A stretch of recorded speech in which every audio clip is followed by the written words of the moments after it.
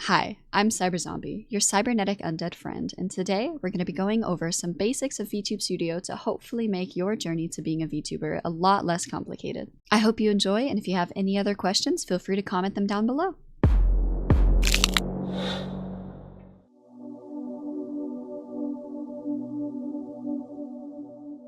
Importing your own assets is a lot easier than you'd think it is, whether that's importing your own model, your own items, or your own backgrounds. So I'm going to show you how. First, we're going to double tap the screen, and that's going to bring up all of these options over here. You're going to see this little cog wheel, and we're going to go ahead and click on that.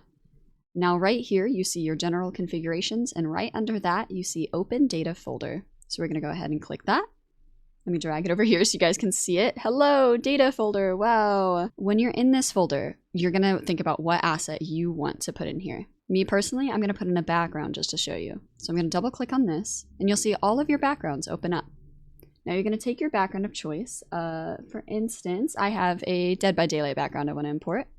Drag and drop, easy peasy. Close out of this, and then you're gonna wanna restart your Vtube Studio. Once you do that, you're gonna come over, double tap again, right over here and scroll through your backgrounds and you're gonna see it right here, easy peasy. And now I am in Dead by Daylight. Look, you can come put me in this locker, I can come open this chest, wow. So yeah, it's super easy, and that's the same for any of your items, any of your models. Just drag and drop your files on in, restart the game, and it should be up and running perfectly fine for you.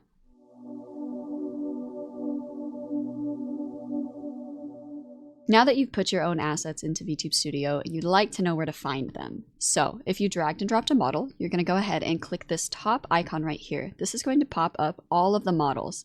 For instance, this is my current model, but if I wanted to change to my old model, I can go ahead and click, and she is right here. Hello, oh baby Cyber. And then we can go right back to the new one. Easy peasy. If you have picked a background, you're going to click this second icon right here, change background, which of course we've already done. You can go through and pick any of the backgrounds that you've imported. But if you imported an item, it's not one of these icons. So you're going to see that there's a couple little icons next to the change background icon. And if you hover over them, they're going to tell you what they are. This one is your item settings.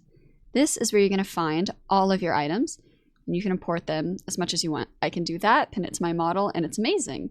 So yeah, it's definitely something that you'll want to play around with and figure out what you do and don't like and what you would like to add to your scenes.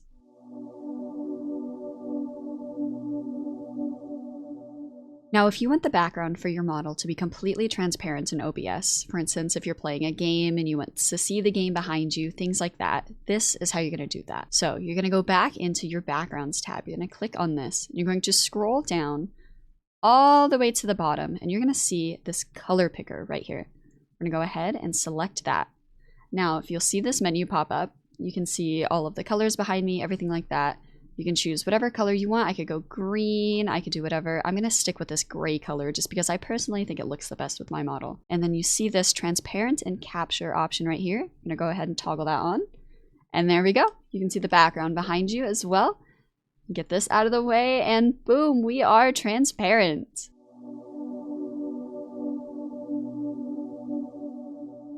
Let's say you don't have the best computer and you would like to run Vtube Studio with less resources and less lag. You can go ahead and run it without Steam, and that might solve your problem. So if you go over to Library, you can find your Vtube Studio. You're going to either right click it here, or you're going to go to the cog wheel over here. Either way, brings you to the same menu. You're going to go to Manage, and right here where it says Browse Local Files, you're going to go ahead and click that. So it's going to open this up, and you're going to see this Start Without Steam. You're going to go ahead and open that up, and there you go. Vtube Studio is now open without using Steam.